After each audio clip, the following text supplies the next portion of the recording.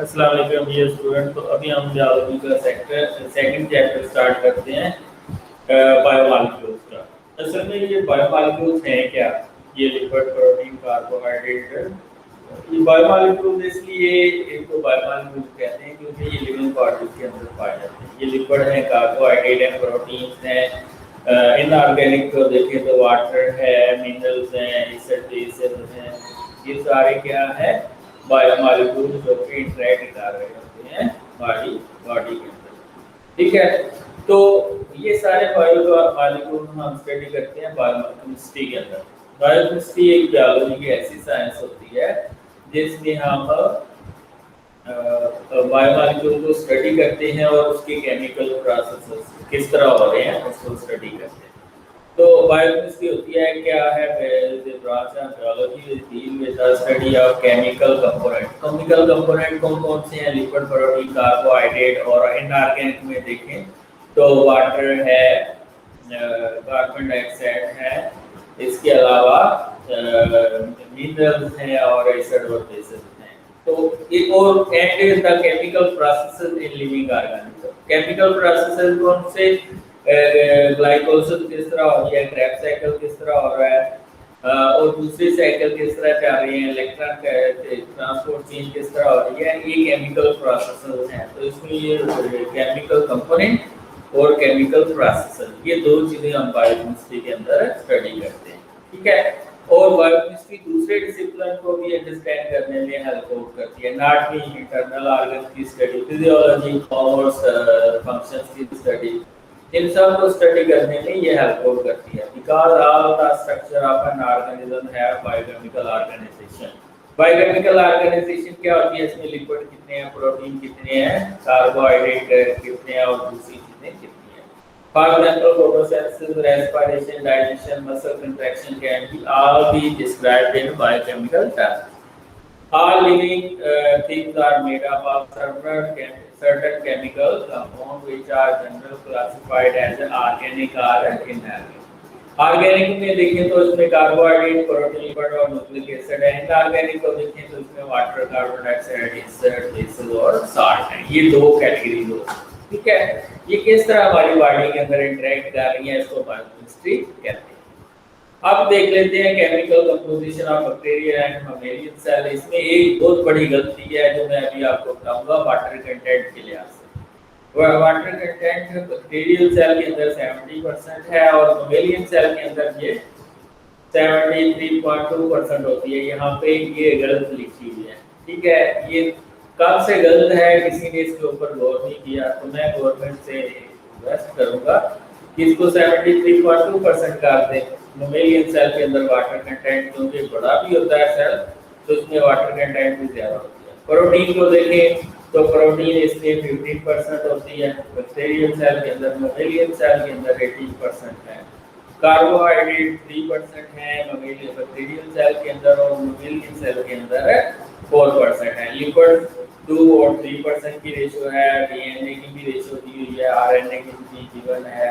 ठीक है, other organic molecule जिसमें एंजाइम, हार्मोन, मेटाबोलाइट्स हैं 2% हैं। इनऑर्गेनिक को देखें तो दोनों में 1% है। तो हमारे अंदर जो भी बायोकेमिकल रिएक्शंस हो रहे हैं आपको हम मेटाबॉलिज्म के तरफ के अंदर लेके आते हैं। ये आपकी फिल इन द ब्लैंक्स में सेंटेंस है। All the chemical reaction taking place with a cell are collectively called metabolism. ये आपके फिल इन द ब्लैंक्स की पहली जो है स्टेटमेंट है। तो metabolic process are characterised as anabolism. Anabolism में सिंथेटिक रिएक्शंस होते हैं और कैटाबॉलिज्म में डिस्ट्रक्शन यानी कि बड़े मॉलिक्यूल छोटे मॉलिक्यूल में चेंज होते हैं। एनाबॉलिज्म में छोटे मॉलिक्यूल बड़े मॉलिक्यूल में चेंज होते हैं। एनाबॉलिज्म में एनर्जी चाहिए होती है और कैटाबॉलिज्म में एनर्जी प्रोड्यूस होती है। Those reaction in which simpler substances are combined to form complex substances are called anabolic reaction। तो जिसमें सिंथेसिस हो रही है, सिंपल छोटे छोटे मॉलिक्यूल मिलके बड़े कॉम्प्लेक्स पेचीदा मॉलिक्यूल बनाते हैं, उसको हम क्या कहते हैं? Anabolic reaction. ठीक है, एनाबॉलिक रिएक्शन नीडेड एनर्जी और कैटाबॉलिक रिएक्शन में क्या होता है? कॉम्प्लेक्स मॉलिक्यूल सिंपल मॉलिक्यूल में चेंज होते हैं और इसमें एनर्जी रिलीज होती है।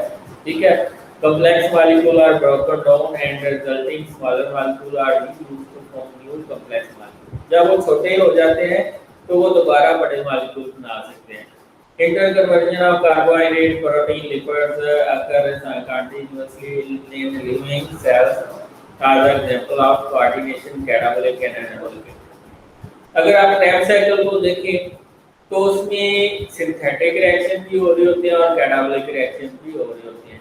यानी कि कार्बोहाइड्रेट प्रोटीन में चेंज हो रही होती है और प्रोटीन कार्बोहाइड्रेट में चेंज हो रही होती है. आगे इंपॉर्टेंस ऑफ कार्बन है. कार्बन के अंदर 4 इलेक्ट्रॉन होते हैं. ये टेट्रावैलेंट होता है. तो इसके 4 बॉन्ड बनते हैं. 4 कोवैलेंट बॉन्ड बनते हैं. कोवैलेंट बॉन्ड क्या होता है? A bond form between the 2 atoms by sharing of electron. ठीक है. शेयरिंग ऑफ इलेक्ट्रॉन से जो बॉन्ड बनता है उसको हम कोवैलेंट बॉन्ड कहते हैं. फॉर एग्जांपल हाइड्रोजन के 2 एटम हैं. इसकी ऊपरमोस्ट शेल के अंदर एक इलेक्ट्रॉन होता है. जब वो इलेक्ट्रॉन शेयर हो जाता है तो मॉलिक्यूल बन जाता है हाइड्रोजन का. तो उसमें एक कोवैलेंट बॉन्ड होता है. Carbon is the basic element of all organic compounds due to its unique property. Carbon occupies the central position in the skeleton of life. ठीक है. कार्बोहाइड्रेट को देख लें, लिपिड्स को देख लें, प्रोटीन को देख लें, तो सेंट्रल कार्बन कौन सा है? सेंट्रल एटम कौन सा है? Carbon.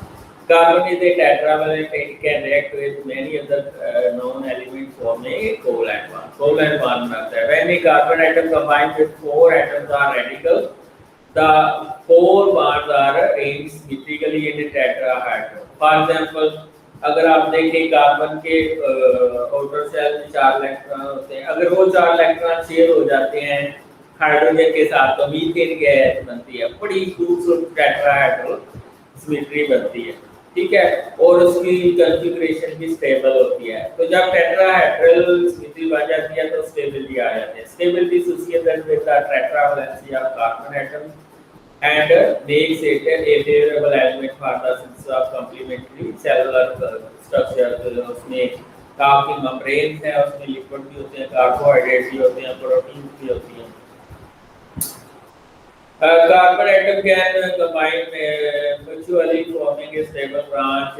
Unbranched chains are arranged. जब ये दूसरे एटम्स के साथ मिलता है तो ये स्टेबल यानी कि स्टेट चेन स्ट्रक्चर भी बनाता है, ब्रांच भी बनाता है, अनब्रांच भी बनाता है और रिंग्स की स्ट्रक्चर में भी ये स्ट्रक्चर बनाता है. This ability of carbon is responsible for the vast variety of organic compound like CC bond forming a skeleton of organic molecule as shown in figure 2. ये आप देखें अल्केन का स्ट्रक्चर है, बेंजीन का स्ट्रक्चर है, branch chain alkane का structure है. तो इसमें टेट्रावैलेंसी कार्बन की हमेशा पूरी होती है. 1 2 3 and 4 1 2 3 and 4 1 2 3 and 4 1 2 3 and 4 1 2 3 and 4 1 2 3 and 4. तो 4 इलेक्ट्रॉन शेयर होते हैं. इसी तरह इसमें भी 4 वैलेंसी पूरी होती है, इसमें भी 4 वैलेंसी पूरी होती है.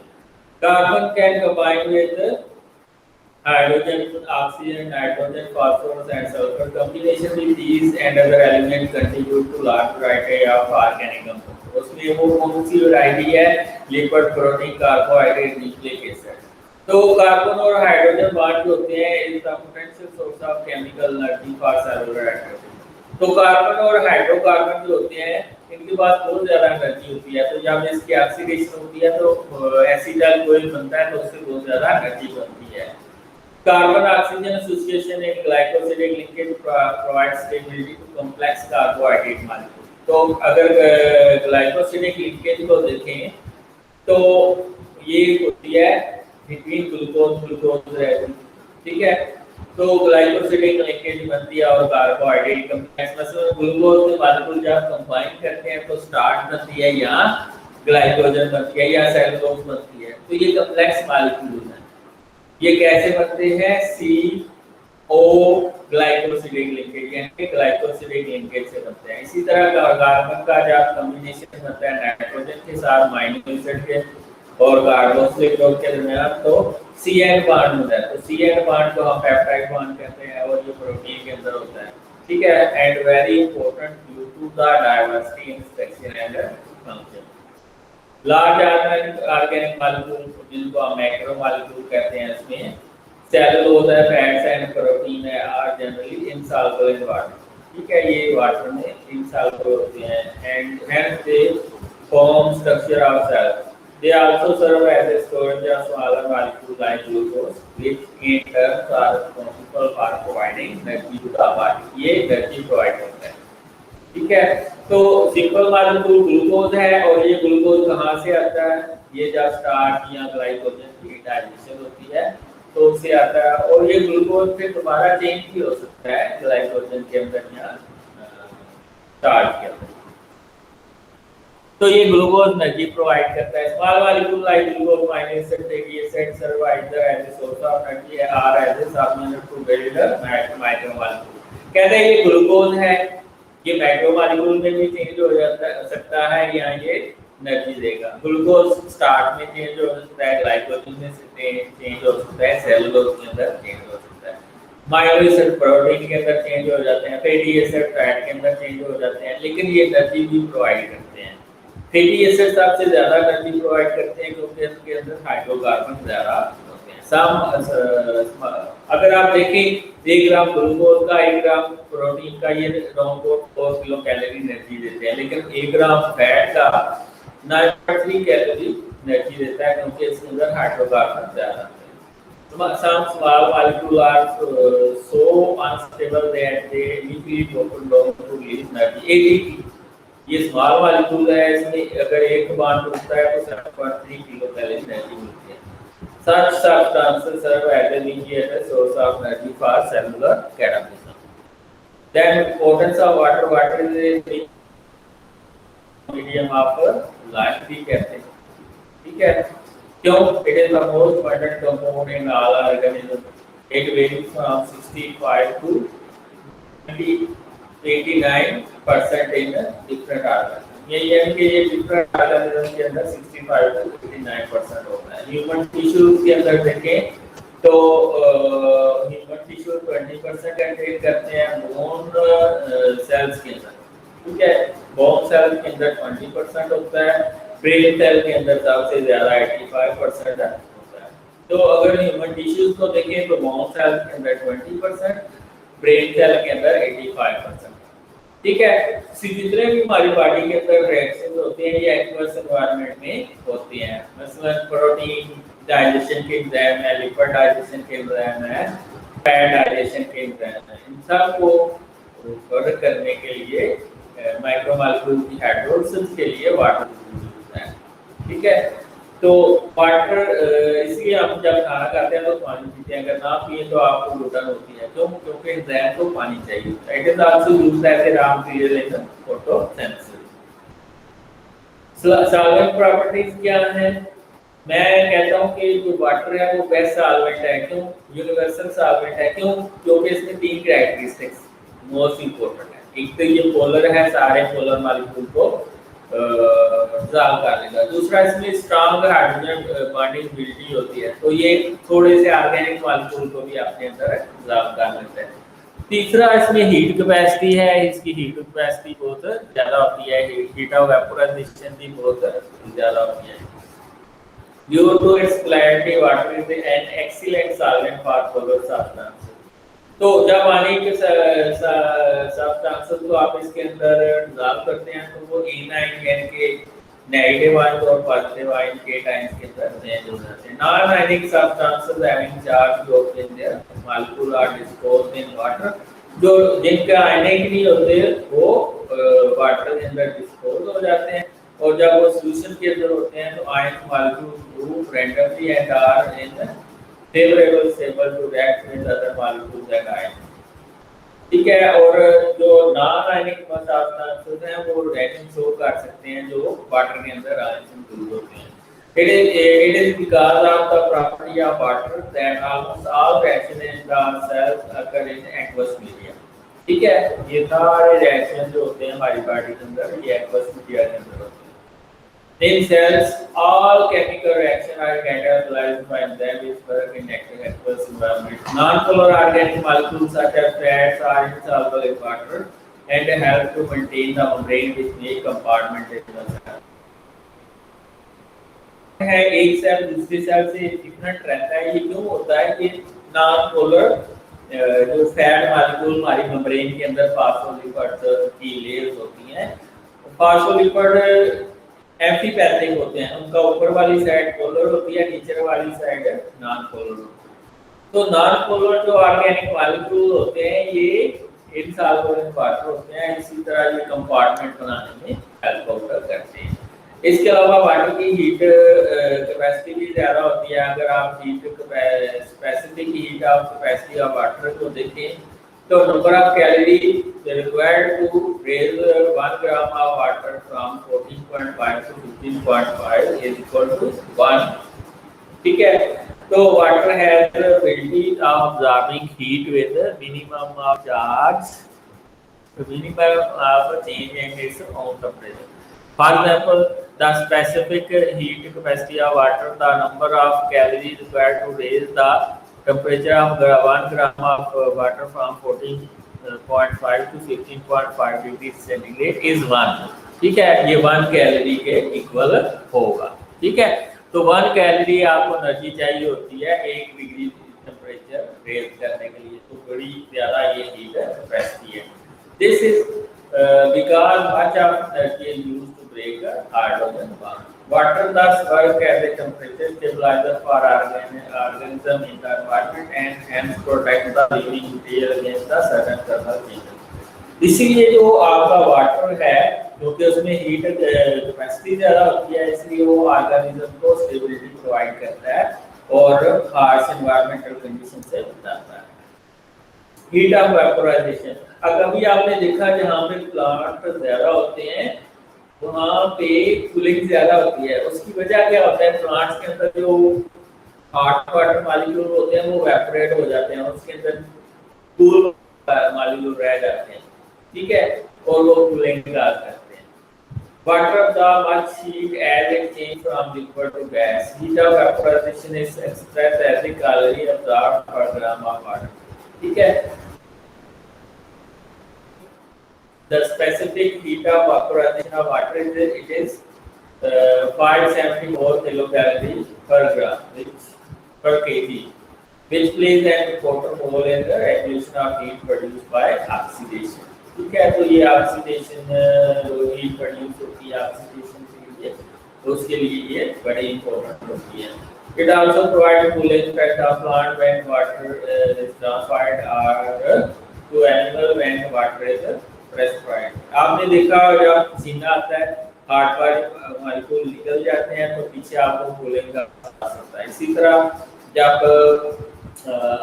वाटर वेपोरेट हो जाता है प्लांट से तो उनको कूलिंग का इफेक्ट आता है। Evaporation of only 2 ml out of 1 liter of water lowers the temperature of the remaining 98 ml by 1 degree. यानी कि अगर 2 ml 1 लीटर से निकल गया है तो पीछे 998 ml रह जाएंगे, तो उससे 1 डिग्री सेंटीग्रेड टेम्परेचर कम हो जाएगा। बड़ा इम्पोर्टेंट काम है। इसी तरह अगर आप ये देखें आयोनाइजेशन ऑफ वाटर को देखें, ठीक है, तो वाटर आयोनाइज हो रहा है into proton and hydroxyl ion. ठीक है, तो ये इक्विलिब्रियम बरकरार रहता है, यानी कि ये रिएक्शन आगे भी जा रहा होता है और पीछे भी जा रहा होता है, जिसको हम कहते हैं ionization of water. This reaction is reversible but and equilibrium is maintained. 25 degree centigrade पे क्या होता है, ये जो कंसंट्रेशन ऑफ प्रोटॉन है और A9 हाइड्रोक्सिल आयन है, ये प्योर वाटर के अंदर 10⁻⁻7 मोल पर लीटर होते हैं। यानी कि प्रोटॉन की भी जो कंसंट्रेशन होगी 10⁻⁻7 होगी और हाइड्रोक्सिल आयन की भी कंसंट्रेशन होगी 10⁻⁻7। तो log ऑफ 10⁻⁻7 शुरू में आ जाएगा, तो माइनस माइनस प्लस में शुरू हो जाएगा और log ऑफ 10 = 1। ठीक है, तो ये 7 आएगा। pH जो 10⁻⁻7 आयंस की होती है वो 7 होती है। तो आपने देखा होगा कि जो न्यूट्रल जो वाटर है उसकी pH अगर वो साफ है तो वो 7 के ऑलमोस्ट 7 के इक्वल होती है। क्यों? क्योंकि उसमें जो प्रोटॉन आयन होते हैं वो 10⁻⁻7 होते हैं। और उसकी जो जो बेसिक वैल्यू होती है वो भी 7 होती है, पीओएच वैल्यू भी 7 होती है, क्योंकि इसमें हाइड्रोक्सिल आयन भी 10⁻⁻7 होते हैं। Protection, what is the factor lubricant that provide protection against damage resulting from friction. बिल्कुल ठीक है। For example tear protector from the surface of eyes from rubbing of eyelid, ये जो आईलेट है इसकी रबिंग को सिर्फ चाहते हैं। Water also form a fluid crystal around the organ, organ के ऊपर एक बारीक सी गलन बना देते हैं that have to protect them from trauma, injury से बचाता है जो, तो ये वाटर प्रोटेक्शन में हेल्प करता है। आगे कार्बोहाइड्रेट है, कार्बोहाइड्रेट को भी डिफाइन करना चाहते हैं। These are the polyhydroxy ketones or aldehyde having at least 3 carbohydrate. These are the polyhydroxy, यानी कि इसमें पॉलीहाइड्रोक्सिल ग्रुप होते हैं, ठीक है। These are the polyhydroxy ketone, या तो इसमें एक कीटोनिक फंक्शनल ग्रुप होता है या एल्डिहाइड फंक्शनल ग्रुप होता है, ठीक है।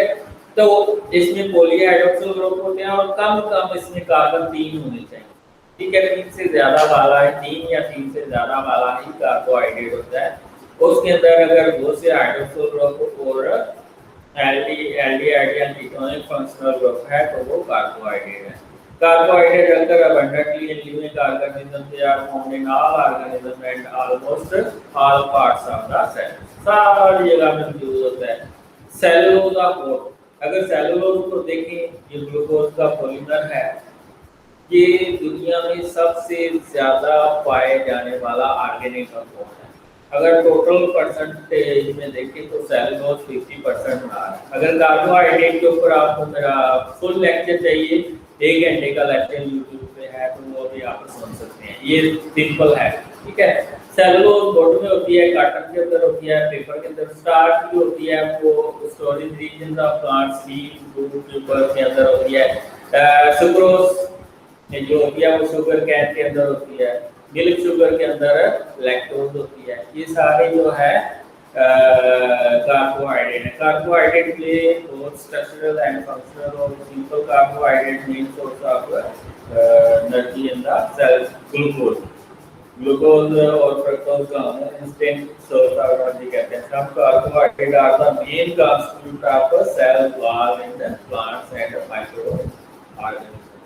फॉर एग्जांपल जो सेलुलोज है वो ग्लूकोज की बनी होती है, जो काइटिन है ये एन-एसिटाइल ग्लूकोसामीन की बनी होती है। डबल्ड कार्बोहाइड्रेट की लिटरली मीन हाइड्रेटेड कार्बन, जो क्योंकि इसका फार्मूला होता है CnH2n और n number of carbon atom को रिप्रेजेंट करता है, CnH2n, ठीक है। CnH2n, n रिप्रेजेंट करता है नंबर ऑफ कार्बन एटम। तो इसका जनरल फार्मूला इसने CxH2y है। तो ये देखें, ये वाटर है, ये कार्बन है, इसलिए इसको हाइड्रेटेड कार्बन है। इसमें X जो है वो होल नंबर ऑफ को रिप्रेजेंट करता है, 3 to many thousand, यानी कि 3 से बहुत ज़्यादा। Y भी जो है ना नंबर को ही रिप्रेजेंट करता है। कार्बोहाइड्रेट डिफाइन ये मैं आपको पहले बता चुका हूँ, ठीक है। तो सोर्सेज ऑफ कार्बोहाइड्रेट क्या है? ग्रीन प्लांट्स होता है, ग्रीन प्लांट के अंदर होता है क्लोरोप्लास्ट। तो सनलाइट की ड्यूटी में जब कार्बन डाइऑक्साइड और वाटर आपस में मिलते हैं तो ग्लूकोज बनता है, ठीक है। तो ये कार्बोहाइड्रेट है, ठीक है। They are primary product of photosynthesis, other compound of plant produce from the carbohydrate by various chemical changes. Carbohydrate in cell combine with protein, अगर ये प्रोटीन के साथ मिलेगा तो ग्लाइकोप्रोटीन, और अगर ये लिपिड के साथ मिलेगा तो इसको हम लिपोप्रोटीन कहते हैं, ठीक है, या ग्लाइकोप्रोटीन कहते हैं। तो ग्लाइकोप्रोटीन या ग्लाइकोलिपिड क्या है? ये स्ट्रक्चर में होते हैं। एक्स्ट्रा सेलुलर मैट्रिक्स मेम्ब्रेन का जो होता है, सेल का और मेम्ब्रेन का, बैक्टीरियल सेल वॉल का ये बनाते हैं। Both these conjugated molecule R component of biological membrane, ये मेम्ब्रेन के कंपोनेंट। तो अगर आप क्लासिफिकेशन ऑफ कार्बोहाइड्रेट को देखें तो कार्बोहाइड्रेट को मोनोसैकेराइड, डाइसैकेराइड, लिपोसैकेराइड और पॉलीसैकेराइड में हम ये डिवाइड करते हैं, क्लासिफाई करते हैं। तो जो मोनोसैकेराइड है वो सिंपल शुगर होते हैं, उसमें 3 to 7 कार्बन एटम होते हैं। ये 3 कार्बन वाली एग्जांपल है, इसको हम ग्लाइसरॉल्डिहाइड कहते हैं। ये डी फॉर्म में है, डी ग्लाइसरॉल्डिहाइड, ठीक है। और ये आपका पास डाईहाइड्रोक्सी एसीटोन है। ये कीटोनिक शुगर है, ये एल्डोजिक शुगर है। मैंने कहा कि या तो शुगर कार्बोहाइड्रेट को कैसे डिफाइन करते हैं, these are the polyhydroxy ketones or aldehyde having at least 3 carbon atom. तो इन दोनों में 3 कार्बन एटम है। तो ये एल्डिहाइड फंक्शनल ग्रुप है, C double bond O H, और ये कीटोनिक है। अगर 2 कार्बन के दरमियान कार्बोनाइल ग्रुप आ जाए तो वो कीटोनिक फंक्शनल ग्रुप होगा, और अगर हाइड्रोजन के साथ आ जाए तो वो एल्डिहाइड होगा, ठीक है। तो ये क्या होते हैं, सॉल्युबल इन वाटर होते हैं, ठीक है। इसके अलावा can not be hydrolysed into simple sugar, इनकी हाइड्रोलाइजेशन पॉसिबल नहीं होती, ठीक है। All carbon atom in monosaccharide except one, ठीक है। सारे कार्बन जो हैं वो हाइड्रोक्सिल ग्रुप कंटेनिंग होते हैं। अब एक जो फंक्शनल कार्बन होता है उसको छोड़ के, ये सेंट्रल कार्बन, इसमें ये सेकंड कार्बन जो होता है वो कीटोनिक फंक्शनल कार्बन होता है कीटोन्स के अंदर। इसमें फर्स्ट कार्बन एल्डिहाइड के अंदर, इसके अंदर हाइड्रोक्सिल ग्रुप नहीं होगा। तो सब के अंदर हाइड्रोक्सिल ग्रुप होता है एक्सेप्ट फंक्शनल ग्रुप को, फंक्शनल कार्बन को छोड़ के।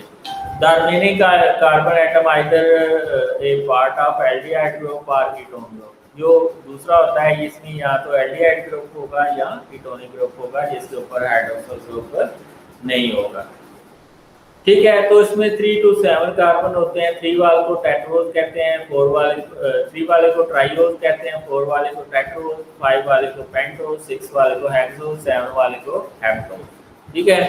इनका जनरल फार्मूला होता है CH2N, where N is the whole number of 3 to 7 carbon atoms. 2 trioses mentioned above are intermediate in the respiration and photosynthesis. ये जो ग्लाइसरॉल्डिहाइड है, ठीक है, और डाईहाइड्रोक्सी एसीटोन है, ये दोनों बनते हैं किसके अंदर, ग्लाइकोलाइसिस के अंदर भी बनते हैं और फोटोसिंथेसिस के अंदर भी ये बनते हैं। Tetroses are rare in nature and occur in bacteria. Pentoses and hexoses are most common. Pentoses जो सबसे ज्यादा कॉमन है वो आपके डीएनए और आरएनए के अंदर पाए जाते हैं। डीएनए के अंदर डीऑक्सीराइबोज होता है और ये वाला आरएनए के अंदर होता है राइबोज, ठीक है। पेंटोज शुगर है, ये एल्डोजिक शुगर है। ये आपके पास ग्लूकोज है, ठीक है। इसके थर्ड कार्बन के ऊपर हाइड्रोक्सिल ग्रुप हमेशा लेफ्ट साइड के ऊपर होता है, डी ग्लूकोज के ऊपर, ठीक है। ये याद रखना है। तो ये जो ग्लूकोज है ये भी एल्डोजिक शुगर है, ठीक है। ये 6 कार्बन शुगर है। इसी तरह इसकी कीटोनिक शुगर जो होगी वो फ्रक्टोज होगी। फ्रक्टोज में क्या होगा, यहाँ पे डबल बॉन्ड होगा, C डबल बॉन्ड हो, और यहाँ पे क्या होगा, CH2OH, का स्ट्रक्चर सेम होगा। Most of the monosaccharide form ring structure when in solution. Ring structure जो बनाते हैं सारे मोनोसैकेराइड अगर सॉल्यूशन में हम डालते हैं। For example ribose will form 5 carbon ring known as ribofurans. तो राइबोज की जो रिंग होती है वो 5 कार्बन होती है, इसलिए इसको राइबोफ्यूरानोज कहते हैं। 5 मेंबर रिंग को हम क्या कहते हैं, फ्यूरानोज, और 6 मेंबर रिंग को हम पायरानोज कहते हैं। तो ये 5 कार्बन रिंग जो है वो राइबोफ्यूरानोज है, और 6 मेंबर रिंग को हम 6 कार्बन रिंग को हम ग्लूकोपैरानोज कहते हैं। ये आप देखें, ये राइबोज है, ये इसका पहला कार्बन है, दूसरा, तीसरा, चौथा और ये 5वां। अगर ये मेंबर देखें कितने मेंबर रिंग है, 1 2 3 4 5 मेंबर रिंग है, तो इसको हम फ्यूरानोज कहेंगे। और राइबोज किया तो उसको राइबोफ्यूरानोज कहेंगे। ये ग्लूकोज है तो इसमें 6 मेंबर रिंग है, 1 2 3 4 5 और ये 6, ठीक है। तो ये 6 मेंबर रिंग है और ये 5 मेंबर रिंग है, इसको हम ग्लूकोपैरानोज कहते हैं, इसको furanose, ribofuranose. In free state glucose is present in fruits, all fruits के अंदर होता है, being abundant in grapes, figs and dates. खजूर में ये बहुत ज्यादा होता है, डेट्स के अंदर ज्यादा होता है, ग्रेप्स के अंदर ज्यादा होता है। हमारे ब्लड के अंदर जो है 0.08% ग्लूकोज होता है, ठीक है। In combined for it is found in many disaccharide. Disaccharide कौन कौन से हैं? माल्टोज जो है वो स्टार्च की हाइड्रोलिसिस से ऑब्टेन होता है, एसोमाल्टोज ये भी स्टार्च की हाइड्रोलिसिस से हासिल होता है, ठीक है। लैक्टोज ये मिल्क के अंदर होता है, ठीक है। सुक्रोज ये शुगर कैन के अंदर होता है। इसके अलावा स्टार्च, सेलुलोज, ग्लाइकोजन ये पॉलीसैकेराइड हैं ग्लूकोज के, और ग्लूकोज देते हैं अंदर hydrolysis. Glucose is naturally produce in green plant from carbon dioxide और water in the presence of sunlight, ठीक है। ठीक है, इसमें आप देख सकते हैं कि सनलाइट की मौजूदगी में ये रिएक्शन होता है। This is why the process is called photosynthesis, यानी कि लाइट को लेते हुए सिंथेसिस हो रही है। It is noteworthy that the synthesis of 10 gram of glucose require 717.6 kilo calorie of solar energy, यानी कि अगर 10 ग्राम ग्लूकोज सिंथेसाइज होना है तो उसको 717.6 किलो कैलोरी एनर्जी चाहिए होती है, और ये एनर्जी कहाँ से आती है? सनलाइट से। This energy is stored in the glucose molecule as a chemical energy and becomes available in all organisms and it is oxidized in the water. Oligosaccharide, they are comparatively less sweet in taste, less soluble in water, and hydrolysis oligosaccharide produce 3 to 10 monosaccharide. ठीक है, the one yielding 2 monosaccharide are called as disaccharide। उसमें आपको मैं बता चुका हूँ 3 वो most important हैं, ठीक है। तो कार्बोहाइड्रेट के दरमियान जो लिंकेज होती है 2 मोनोसैकेराइड के दरमियान, उसको हम ग्लाइकोसिडेट लिंकेज कहते हैं। ये आप देखें, ये भी 2 मोनोसैकेराइड हैं, एक ग्लूकोज का दूसरा फ्रक्टोज का है। इसका ये हाइड्रोक्सिल ग्रुप और इसका है ये हाइड्रोक्सिल ग्रुप, आपस में मिलते हैं, वाटर निकलता है और दरमियान में जो लिंकेज बनती है वो अल्फा 1 बीटा 2 ग्लाइकोसिडेट लिंकेज बनती है, ठीक है। तो ये सुक्रोज का स्ट्रक्चर है, तो इसमें ग्लाइकोसिडेट लिंकेज बनती है, ओ ग्लाइकोसिडेट लिंकेज कहते हैं। Physiological importance, disaccharide, maltose, sucrose, lactose. Maltose starch की हाइड्रोलिसिस से ऑब्टेन होता है, सुक्रोज शुगर कैन के अंदर होता है, लैक्टोज मिल्क के अंदर होता है, ठीक है।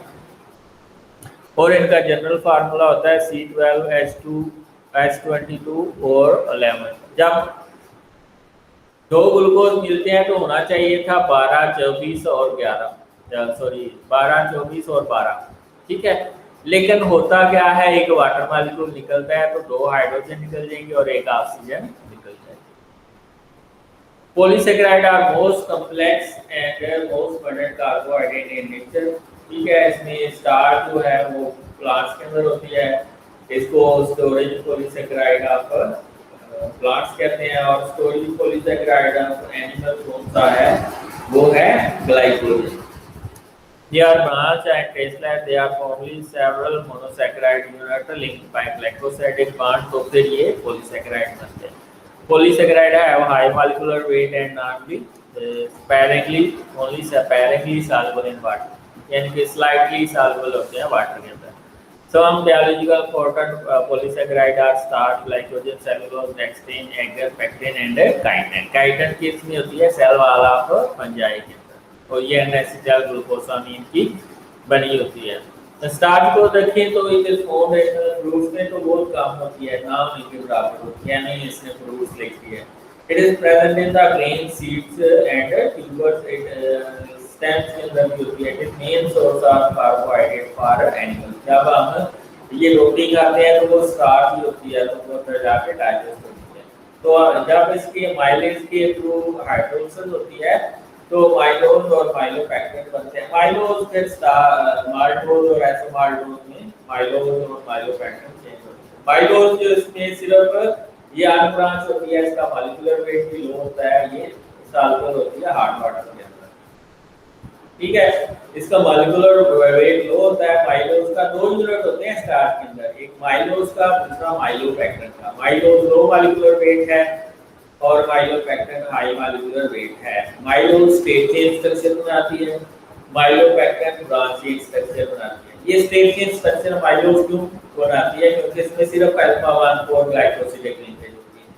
माइलोपेक्टिन क्यों ब्रांच बनाती है, क्योंकि इसमें अल्फा 1 4 के अलावा अल्फा 1 6 ग्लाइकोसिडिक लिंकेज भी होती है। जहां से ब्रांच आनी होती है वहां पे अल्फा 1 6 ग्लाइकोसिडिक लिंकेज पाई जाती है। ये आप देखें, ये माइलोज है, इसमें सिर्फ अल्फा 1 4 ग्लाइकोसिडिक लिंकेज है, 1 4 1 4। इसमें 1 4 के अलावा ये जब 24 से 30 रेजिड्यू स्ट्रेट चेन में गुजर जाते हैं तो फिर ब्रांच आती है, ठीक है, अल्फा 1 6 ग्लाइकोसिडिक।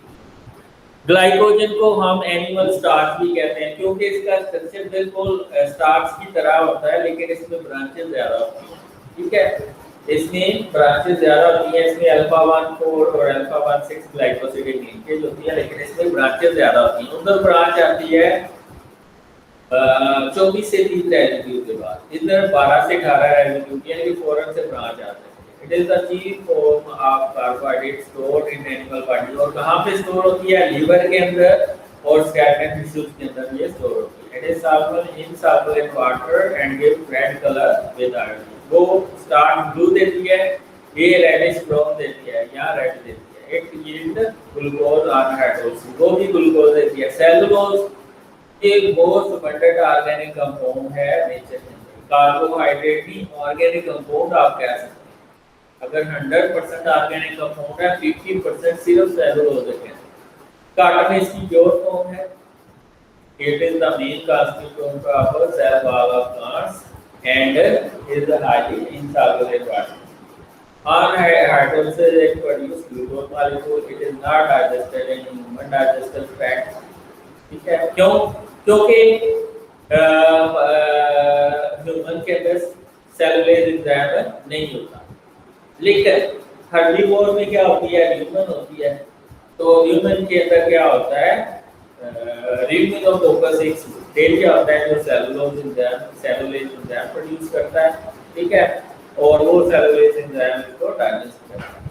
तो इसमें बैक्टीरिया yeast और प्रोटोजोन होते हैं जो डाइजेस्ट करते हैं। These microorganisms secrete cellulose enzyme for digestion. Cellulose gives no color with iodine. इसमें कोई आयोडीन के साथ कलर नहीं बनता। और सेलुलोज 3 काम भी करती है। एक तो ये कोलेस्ट्रॉल की एब्जॉर्प्शन को स्मॉल इंटेस्टाइन से कम करती है, दूसरा ये स्पाइक का काम करती है, ठीक है, हमारे ये क्या डाइजेस्टर फूड पार्टिकल को अपने साथ ले जाती है, क्योंकि ये डाइजेस्ट होती है। और तीसरा ये लैक्सेटिव के तौर पर काम करती है। लिपिड्स ये भी बहुत इंपॉर्टेंट है। इनको हम कहते हैं these are the heterogeneous group of organic compound which are insoluble in water and soluble in organic solvent like ether, alcohol, chloroform and base। ये दो चीजों के मोस्टली बने होते हैं, लेकिन इसमें और भी चीजें हो सकती हैं। एक अल्कोहल, दूसरा fatty acid. Alcohol mostly glycol होती है, साथ में फैटी एसिड होते हैं, या स्टिंगोसिन अल्कोहल होती है, ठीक है। Lipid include fats, oil, waxes, cholesterol and lactate compound. Lipid के सबसे ज्यादा एनर्जी देते हैं हमारी बॉडी को। 1 ग्राम कार्बोहाइड्रेट और प्रोटीन का 4 किलो कैलोरी एनर्जी देता है, इसका 9.3 किलो कैलोरी एनर्जी देता है इसका 1 ग्राम लिपिड का। क्यों? क्योंकि इसमें हाइड्रोकार्बन CH बॉन्ड ज्यादा होती है और ऑक्सीजन की प्रोपोर्शन कम होती है। Lipids store double amount of energy as compare to same amount of protein and carbohydrate. Some lipids provide insulation against atmospheric heat and cold and also act as a waterproof layer। क्योंकि ये non polar होता है, और non polar होने की वजह से ये हीट एंड कोल्डनेस का ये इंसुलेटर होता है। वैक्सेस, ये एक्सोस्केलेटन और स्केलेटन इंसेक्ट के अंदर वैक्सेस तो क्या होती हैं? वैक्सेस के अंदर एक लॉन्ग चेन अल्कोहल होती है मोनोहाइड्रेट, और एक लॉन्ग चेन फैटी एसिड होता है। मसलन ये हनीकॉम्ब है, वो एक वैक्स होती है, उसमें एक लॉन्ग चेन फैटी एसिड होता है और एक लॉन्ग चेन अल्कोहल होती है, ठीक है। मेरिसाइल, पाल्मिटेट, ये वाला दोनों ही, यानी कि मेरिसाइल 30 कार्बन अल्कोहल होती है और 16 कार्बन इसमें फैटी एसिड होता है। ये वैक्स यानी कि हनीकॉम्ब के अंदर पाई जाती है। इसके अलावा ये इंसेक्ट, बर्ड्स, फीदर की जो बर्ड के फीदर शाइनिंग नजर आते हैं, किसकी वजह से? जैसे वैक्स की वजह से। इसके अलावा प्लांट्स की जो एपिडर्मिस होती है इसके ऊपर प्रोटेक्टिव लेयर इसकी होती है लीव्स और रूट्स के अंदर सीड्स के अंदर। Some of the main example lipid have अगर तो लिपिड की एक्चुअल क्लासिफिकेशन, अगर लिपिड के ऊपर पूरा चैप्टर है 1 घंटे का, अगर आप फुल डिटेल देखना चाहते हैं तो उधर से देख सकते हैं। नहीं सारी फुल डिटेल है 1 घंटे, ठीक है। ये सिर्फ सबको डिस्कस कर रहे हैं। तो लिपिड को हम क्लासिफाई करते हैं 3 क्लासेस के अंदर, simple lipid, compound lipid and dry lipids. लेकिन इधर इसने किसी और तरह की क्लासिफिकेशन दी हुई है तो आप इसके लिहाज से कर लें। Lipids are classified as acyl glycerol. Acyl glycerol का मतलब होता है ग्लाइसरॉल के साथ फैटी एसिड लगे होते हैं। Waxes, phospholipids, nicolipids, glycolipids and terpenoids lipid including carotenoid and steroids. The structure of some of the lipid is given below. तो एसाइल ग्लाइसरॉल में क्या होगा, ग्लाइसरॉल में 7 फैटी एसिड लगे होंगे थ्रू एस्टर बॉन्ड, ठीक है। तो एसाइल ग्लाइसरॉल में क्या होगा, ग्लाइसरॉल के साथ अगर 3 फैटी एसिड लगेंगे तो वो ट्राइसाइल ग्लाइसरॉल बनता है और वो आपके एडिपोज टिश्यूज के अंदर स्टोर होता है। तो स्टोरेज अगर लिपिड आ जाए तो कौन सा है, ट्राइएसाइल glycerol. The most widely spread acyl glycerol is triacyl glycerol, also called triglyceride or neutral lipid. Neutral क्यों कहते हैं, क्योंकि इसके ऊपर चार्ज नहीं होता। तीनों अल्कोहलिक ग्रुप ग्लाइसरॉल के 3 फैटी एसिड के साथ उनके हाइड्रोक्सिल ग्रुप के साथ अटैच हो जाते हैं तो कोई चार्ज नहीं रहता। Chemically acyl glycerol can be defined as extra fatty acid with glycerol, ठीक है। An extra compound produced, जब भी एसिड और अल्कोहल का रिएक्शन होगा तो एस्टर बॉन्ड बनेगा। As indicated by doctors where hydroxyl is released from the alcohol and hydrogen from acid. ये आप देखें एसिड से हाइड्रोजन जाएगा और अल्कोहल से हाइड्रोक्सिल ग्रुप बनेगा, ये एस्टर लिंकेज है। ये एसाइल ग्लाइसरॉल तो नहीं है, लेकिन इसको आप कह सकते हैं अल्कोहलिक असाइल अल्कोहल कह सकते हैं। एज इंडिकेटेड बाय डॉक्टर्स के लिए आप दे सकते हैं hydrogen and hydroxyl group combine to form water molecule. Fatty acids are one of the most important component of triglyceride. ये आप देखें ये ग्लाइसरॉल है, इसके ऊपर 3 हाइड्रोक्सिल ग्रुप होते हैं। ग्लाइसरॉल को हम ट्राइहाइड्रिक अल्कोहल कहते हैं, क्यों, क्योंकि इसके ऊपर 3 हाइड्रोक्सिल ग्रुप होते हैं। तो जब ये 3 फैटी एसिड के हाइड्रोजन यानी कि कार्बोक्सिलिक ग्रुप का हाइड्रोजन ये लेते हैं तो एस्टर बॉन्ड बनता है। जब भी एसिड का अल्कोहल के साथ बॉन्ड बनता है तो ये एस्टर बॉन्ड बनेगा, ठीक है। तो ये एस्टर बॉन्ड बनेगा यानी कि 3 वाटर मॉलिक्यूल इससे निकलेंगे और ये ट्राइसाइल ग्लाइसरॉल बनेगा, ठीक है। ये हाइड्रोक्सिल ग्रुप अल्कोहल का निकल गया और हाइड्रोजन फैटी एसिड यानी कि कार्बोक्सिलिक ग्रुप का निकल गया, तो ट्राइसाइल ग्लाइसरॉल बनेगा। तो ये 3 वाटर मॉलिक्यूल रिलीज होंगे। फैटी एसिड के अंदर जो नंबर होता है 2 to 30 कार्बन आइटम्स होते हैं, ठीक है। अगर डबल बॉन्ड है तो अनसैचुरेटेड फैटी एसिड, और अगर डबल बॉन्ड नहीं है, अगर डबल बॉन्ड नहीं है तो सैचुरेटेड फैटी एसिड यानी कि उसमें कार्बन की वैलेंसी हाइड्रोजन के साथ फुल्ली सैचुरेटेड होते हैं, और अगर डबल बॉन्ड होते हैं तो उसको अनसैचुरेटेड फैटी एसिड कहते हैं। और ये याद रखें जितना कार्बन एटम बढ़ता जाएगा फैटी एसिड के अंदर उतनी उसकी पोलैरिटी कम होती जाएगी, उसके अंदर नॉन पोलर कैरेक्टरिस्टिक्स ज़्यादा आते जाएंगे, ठीक है। और इसके अलावा उसका मेल्टिंग और बॉइलिंग पॉइंट भी बढ़ता जाएगा कार्बन कंटेंट की बढ़ने की वजह से। एक तो मेल्टिंग और बॉइलिंग पॉइंट बढ़ता जाएगा, दूसरा इसके अंदर हाइड्रोफोबिक कैरेक्टरिस्टिक्स बढ़ते जाएंगे और पोलर कैरेक्टरिस्टिक्स कम होते जाएंगे, ठीक है। और सॉल्युबिलिटी भी कम होती जाएगी with the increase in carbon content, ठीक है।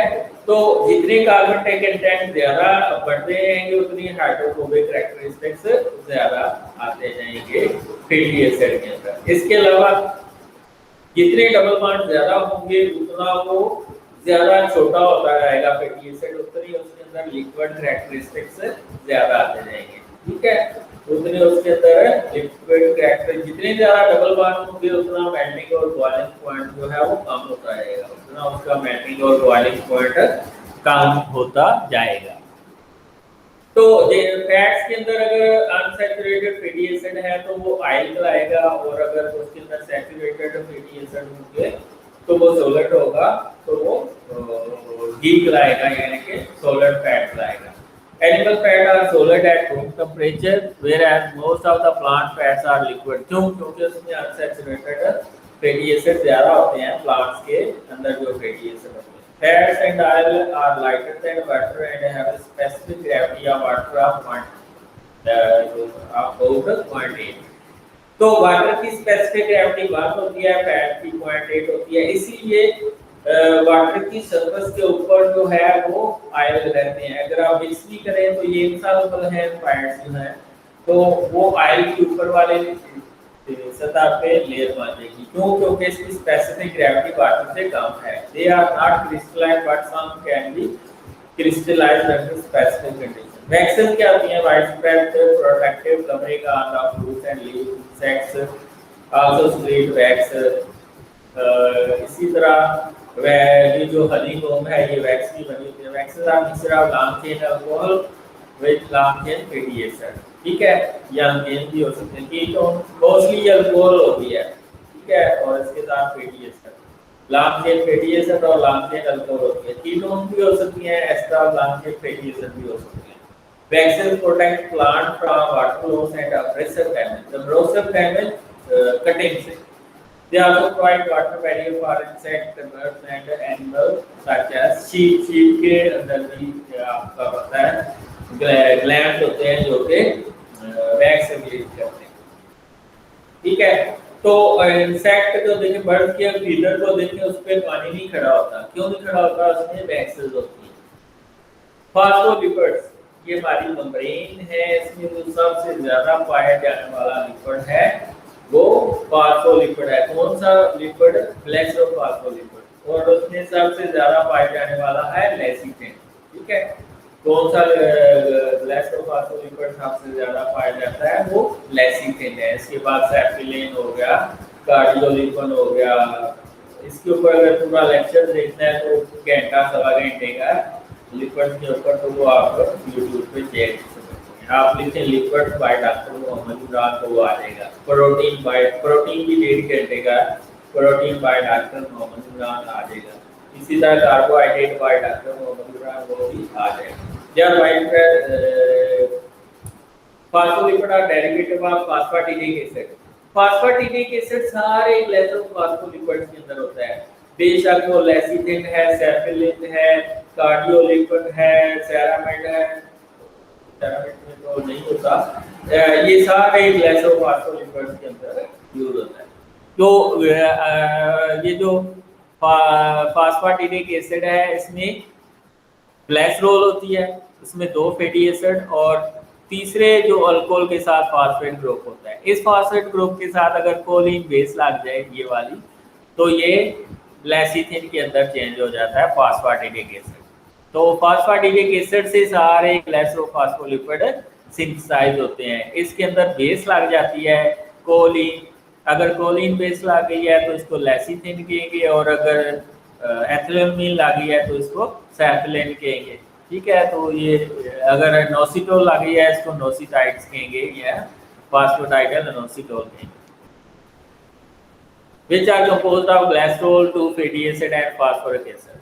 तो एक ग्लाइसरोल होता है, 2 फैटी एसिड और एक फॉस्फेट ग्रुप लगा होता है। Nitrogenous bases such as choline अगर लगी है तो इस फॉस्फेटिक एसिड के साथ अगर कोलिन लगी है इसको हम क्या कहेंगे? सेप्टिलिन। और अगर एथिलीन और सीरीन लगी है तो इसको हम अगर कोलिन लगी है तो लेसिथिन, और अगर एथिलीन और सीरीन लगी है तो इसको हम सेप्टिलिन कहेंगे, ठीक है। They are widespread in bacteria, animal, plant cells and are frequently associated with the membrane। membrane के सबसे ज़्यादा पाई जाती है 20 to 40%।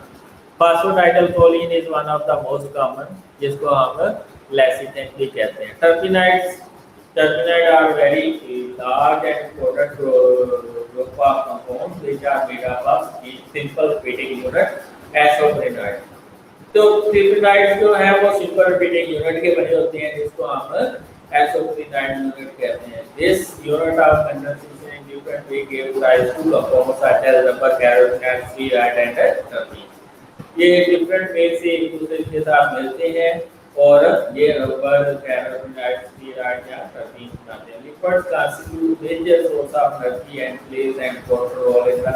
ये आगे lipids की importance है. अगर आपको lipids की importance आ जाए तो ये आगे 3 पैराग्राफ 3 लाइन है. Lipids constitute major source of energy 9.3 calorie 1 gram से. Play important role in the structure of membrane. Phospholipid बनाते हैं मेम्ब्रेन को. दूसरा रोल आ गया and organelle found in the cell. They also provide insulation. तीसरा role आ गया. मैकेनिकल प्रोडक्शन चौथा रोल आ गया. प्रोटेक्शन फ्रॉम वाटर पांचवा रोल आ गया. Water and breath of death. आगे है प्रोटीन. प्रोटीन बनी होती है अमाइनो एसिड. हमारी बॉडी के अंदर 22 standard amino acid. Standard amino acid वो होते हैं जो प्रोटीन बनाती हैं हमारी बॉडी के अंदर. which are involved in the protein synthesis, जिनका जेनेटिक कोड डिस्कवर्ड हुआ है उनको आप स्टैंडर्ड अमाइनो एसिड कहते हैं. और जो बाद में मॉडिफाइड होके आते हैं हमारी बॉडी के अंदर तो उसको हम नॉन स्टैंडर्ड अमाइनो एसिड कहते हैं. ये proline, glycine, alanine, glycine, leucine, phenylalanine, tryptophan, ये सारे क्या हैं standard amino acid. Protein are most abundant.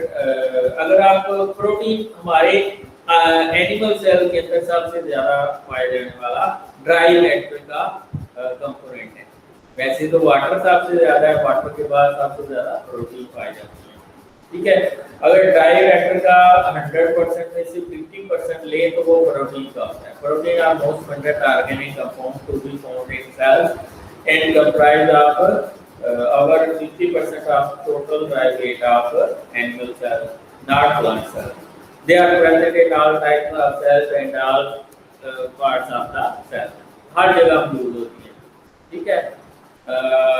100 of different types of protein each cell के अंदर हो सकती हैं. तो इसके different function हैं. They build up many structure of the cell. Exam सारे प्रोटीन in nature होते हैं. few राइबोसोम को छोड़ के जो मेटाबॉलिज्म को हमारी बॉडी के अंदर कंट्रोल कर रहे होते हैं. इसी तरह कुछ हार्मोन्स हैं लाइक इंसुलिन, ग्लूकागॉन, ये प्रोटीन इन नेचर है जो मेटाबॉलिक प्रोसेस को कंट्रोल कर रहे होते हैं. इसी तरह हीमोग्लोबिन ये प्रोटीन है जो ऑक्सीजन को लेकर भी जाती है और वापस कार्बन डाइऑक्साइड को लेकर आती है. इसके अलावा हीमोग्लोबिन लिपिड और मेटल की भी ट्रांसपोर्ट में हेल्प करती है. इस तरह कुछ प्रोटीन है जो एंटीबॉडीज का काम जो कि इम्यूनिटी देती है पैथोजन के अगेंस्ट. ठीक है. इसी तरह ब्लड क्लॉटिंग प्रोटीन है लाइक ब्लड क्लॉटिंग फैक्टर. ठीक है. जितने भी फैक्टर हैं 9, 10, 8 वो ब्लड फ्लो से जाते हैं इंजरी के दौरान. Movement of organ and myosin actin ये प्रोटीन है. इस तरह movement of chromosomes during anaphase of cell division of large by protein.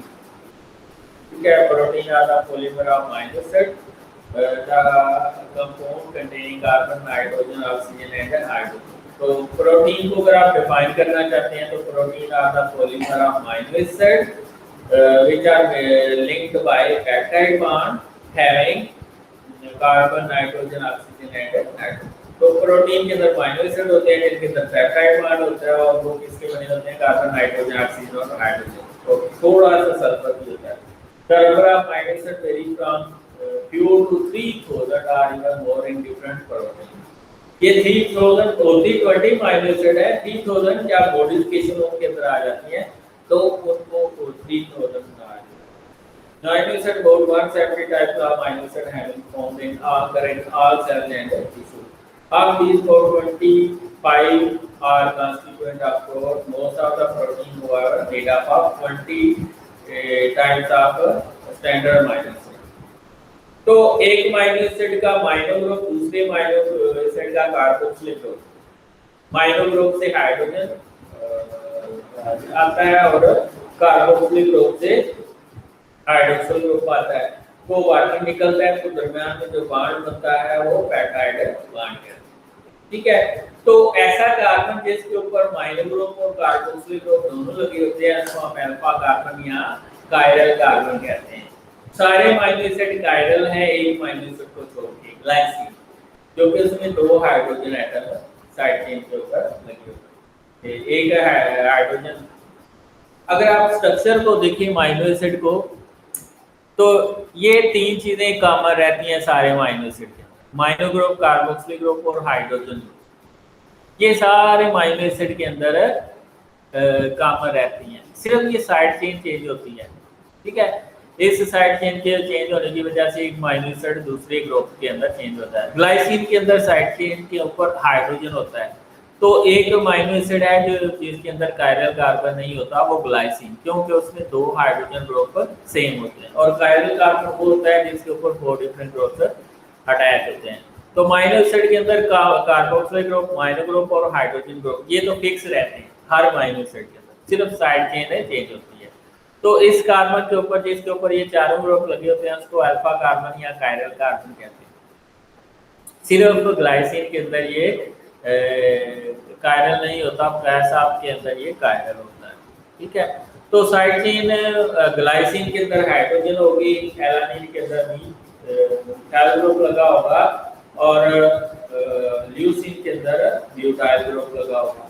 ठीक है, some amino acid mainly differ due to the type of nature of side chain. तो ये side chain change होने की वजह से एक अमाइनो एसिड दूसरे अमाइनो एसिड में चेंज हो जाता है। तो अमाइनो एसिड आपस में लिंक करती हैं तो पॉलीपेप्टाइड बनता है, पॉलीपेप्टाइड से प्रोटीन बनता है। The amino acid group of one amino acid react with the carboxylic group of another releasing a molecule of water. तो दरमियान में जो बॉन्ड बनेगा वो पेप्टाइड बॉन्ड बनेगा। फॉर एग्जांपल ये ग्लाइसिन है, ये इसका कार्बोक्सिलिक ग्रुप है, जिसका हाइड्रोजन ग्रुप, और ये अमाइनो ग्रुप है, इसका हाइड्रोजन ग्रुप, आपस में मिलेंगे तो क्या बनेगा, पेप्टाइड बॉन्ड। ये पेप्टाइड बॉन्ड ये हमेशा ट्रांस कॉन्फ़िगरेशन में होता है, और ये डबल बॉन्ड रेजोनेट करता रहता है CO और CN के दरमियान, इसलिए पार्शियल डबल बॉन्ड कैरेक्टरिस्टिक्स होते हैं पेप्टाइड बॉन्ड के अंदर, और ये ज़्यादा स्टेबल होता है due to this resonating structure. और ये हमेशा ट्रांस कॉन्फ़िगरेशन में के कार्बोनाइल ग्रुप ऊपर यानी कि ऑक्सीजन ऊपर और हाइड्रोजन नीचे होता है। तो इसको हम के पढ़ते कैसे हैं, ग्लाइसिल एलानिन। ठीक है, डाइपेप्टाइड बॉन्ड बना है। ठीक है, तो ये डाइपेप्टाइड बॉन्ड बना है between carboxylic group and amino group के दरमियान। स्ट्रक्चर ऑफ प्रोटीन, तो आपको पता ही है प्रोटीन के 4 स्ट्रक्चर होते हैं, primary structure, secondary structure, tertiary structure and quaternary structure. Each protein has its specific properties which determined by the number and the sequence of amino acid in a molecule, and upon the shape which molecule assumes as a chain fold into its final compact form. There are 4 levels of organization which are described. कहता है कि जो protein की properties हैं वो determine करते हैं कि उसमें नंबर कैसे कितने हैं अमाइनो एसिड के, और उसकी सीक्वेंस किस तरह है, और वो किस तरह फोल्ड हो रही है, और फोल्ड होके वो कौन सी कॉन्फ़िगरेशन तैयार कर रही है, कॉम्पैक्ट या ग्लोबुलर या फाइब्रस कौन सी कर रही है, ये उस पर डिपेंड करता है। तो प्राइमरी स्ट्रक्चर अगर देखें तो इसमें सीक्वेंस और number of amino acid a linear chain के अंदर हमें पता होता है। तो इसको डिस्कवर किया था एफ सेंगर ने, फ्रेडरिक सेंगर ने, was the first scientist to determine the sequence of amino acid in a protein molecule by protein sequencing.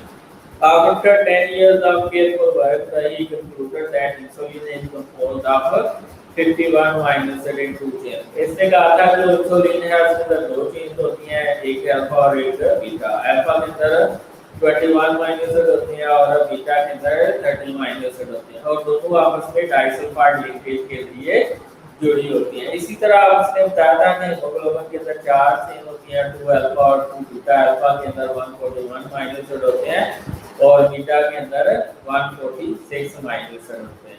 ठीक है, तो the size of the protein is determined by the type of amino acid and number of amino acid comprising that particular protein.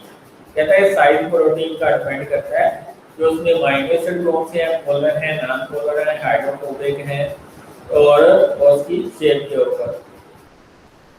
तो primary structure actually determine the tertiary structure of protein, कि किस तरह वो fold होगी और किस तरह उसका टर्शियरी स्ट्रक्चर बनेगा। ठीक है, तो primary structure determine the tertiary structure of protein, ये आपने याद रखना है, ये आपने क्या करना है, याद रखना है। और प्राइमरी स्ट्रक्चर के अंदर जो मेन स्टेबलाइजिंग फोर्स होती है वो पेप्टाइड बॉन्ड होते हैं। ठीक है, और बाद हम कह सकते हैं डाइसल्फाइड लिंकेज भी आ जाती है, या तो वो चेन आपस में लिंक होती है। लेकिन वो हम नहीं फॉर्म करते। So we know that there are over 10,000 proteins in the body which are composed of unique and specific range of 20 different types of amino acids. This sequence is determined by the order of nucleotide ingredients. आपको पता है 3 nucleotide जो हैं मिलके एक amino acid बनाते हैं जिसको जेनेटिक कोड बनाते हैं। मसलन A to G है वो मैथ्यूनिन को कोड करेगा, और अगर उस जीन के अंदर अमीनो एसिड सीक्वेंस के अंदर कोई चेंज आ जाए तो प्रोटीन अपना फंक्शन नहीं करेगी। For example sickle cell anaemia में क्या होता है, हीमोग्लोबिन के अंदर एक अमीनो एसिड में चेंज आता है, ठीक है, जो एलानिन और ग्लूटामिन या वो चेंज हो जाते हैं जिसकी वजह से वो फंक्शन करना छोड़ जाती है, जिसको हम सिकल सेल एनीमिया कहते हैं, और शेप चेंज हो जाती है रेड ब्लड सेल की, वो सिकल शेप हो जाते हैं और ऑक्सीजन कैरिंग कैपेबिलिटी कम हो जाती है। केमिकल स्ट्रक्चर में क्या होता है, दो एलिमेंट होते हैं अल्फा हेलिक्स और बीटा शीट्स, और इसमें ये मेजर स्टेबलाइजिंग फोर्स होती है वो हाइड्रोजन बॉन्डिंग होती है। यानी कि इसमें दो एलिमेंट होते हैं अल्फा हेलिक्स और बीटा प्लेटेड शीट्स, और इसमें स्टेबलाइजिंग फोर्स क्या होती है, हाइड्रोजन बॉन्डिंग होती है। The polypeptide in protein molecule usually do not lie flat, they तो ये फ्लैट नहीं होते बल्कि ये कॉइल कर सकते हैं या लंबे लंबे धागे बनाते हैं, लंबी लंबी शीट बनाते हैं, जिनको हम क्या कहते हैं, बीटा शीट्स। ये पैरेलल भी बीटा शीट्स हो सकती हैं और एंटी पैरेलल बीटा शीट्स भी हो सकती हैं। They usually call it to helix or into some other regular configuration. One of the most candy structure in the protein is alpha helix.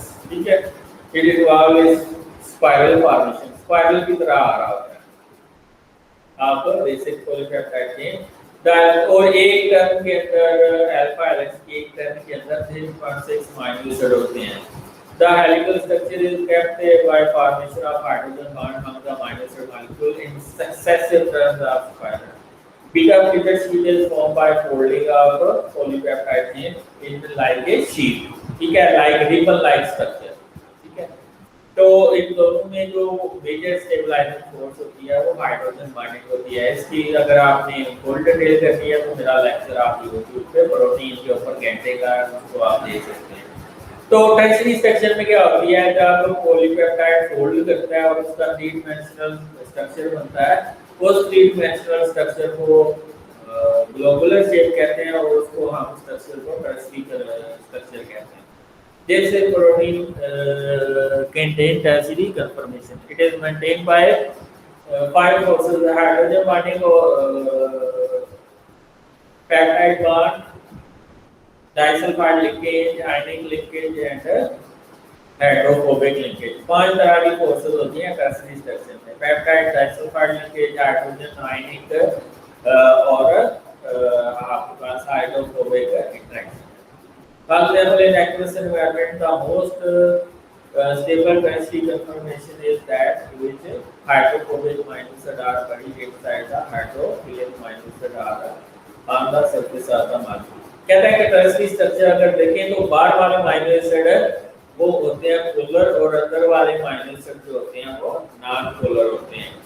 और ये जो टर्शियरी स्ट्रक्चर है ये मोस्टली ग्लोबुलर प्रोटीन के अंदर होता है और secondary structure mostly fibrous protein के अंदर पाया जाता है, जिसमें लंबे लंबे धागे बनते हैं। फाइब्रस प्रोटीन ज्यादातर स्ट्रक्चरल प्रोटीन होती है और ग्लोबुलर प्रोटीन ज्यादातर फंक्शनल प्रोटीन आती है। आगे क्वाड्रेटिक स्ट्रक्चर है, क्वाड्रेटिक स्ट्रक्चर में क्या होता है, ऐसी प्रोटीन जो मल्टीपल सब यूनिट की बनी होती है, जिनमें एक से ज्यादा सब यूनिट प्रोटीन के पाए जाते हैं। इसमें भी टर्शियरी स्ट्रक्चर होता है लेकिन एक से ज्यादा प्रोटीन के सब यूनिट होते हैं, एक यूनिट नहीं होता, एक से ज्यादा। फॉर एग्जांपल हीमोग्लोबिन है उसमें 4 यूनिट होते हैं, टेट्रामेर है 2 अल्फा एंड 2 बीटा।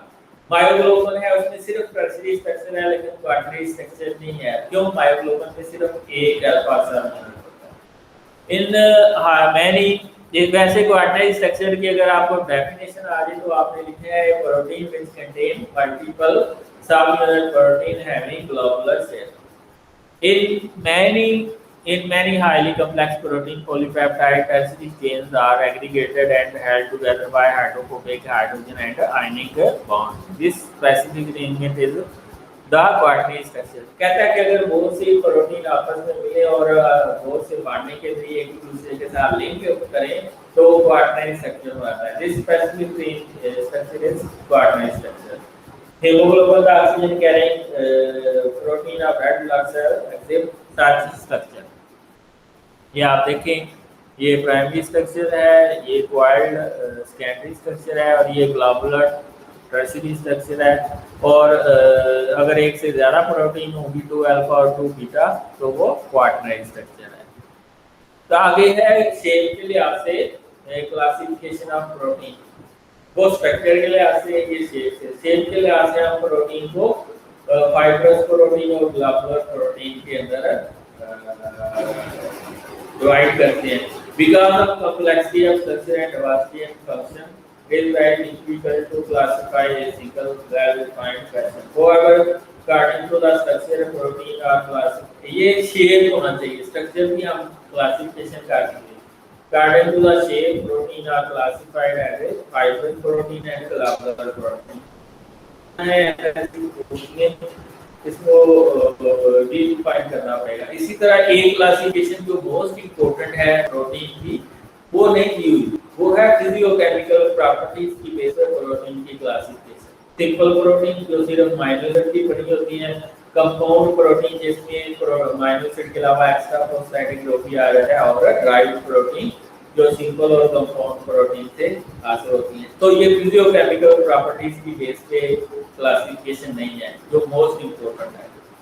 तो फाइब्रस प्रोटीन इसमें ऑक्सीजन रेशियो 10 से ज्यादा होती है मोदी केसेस में, और ग्लोबुलर प्रोटीन में ऑक्सीजन रेशियो लेस देन 3 होती है. ऑक्सीजन रेशियो क्या होती है? मसलन ये मेरी उंगल है, इसकी ऑक्सीजन रेशियो 3 है, 1 2 3, फिर ये फोल्ड लगा जाती है तो इसकी ऑक्सीजन रेशियो 3 है. और अगर बहुत लंबी फाइबर है उसमें ऑक्सीजन रेशियो मोर देन 10 हो सकती है. Fibrous protein these consist of molecule of containing one or more polypeptide chain in the form of fibrils. इसमें बड़े-बड़े फाइबर होते हैं, लाइक कोलेजन हो गया. Secondary structure is the most important in them. Alpha helicase और beta pleated sheet इसमें ज़्यादा होती हैं. They are insoluble in water. They are non-crystalline and elastic in nature. They perform structural role in the cell and organism. इसलिए इनको हम structural protein कहते हैं, क्योंकि ये स्ट्रक्चर बनाती हैं और उसमें लंबे-लंबे फाइबर होते हैं. सिल्क फाइबर, मायोसिन, फाइब्रिन और केराटिन, ये सारी स्ट्रक्चरल प्रोटीन है. ग्लोबुलर जो फंक्शन परफॉर्म करते हैं, they are spherical ellipsoidal due to multiple folding of protein. Tertiary structure इसमें कॉमन होता है. ऊपर वाली में सेकेंडरी, इसमें tertiary. They are soluble in aqueous media such as salt, solution and water, is glaciers, aqueous sulphur.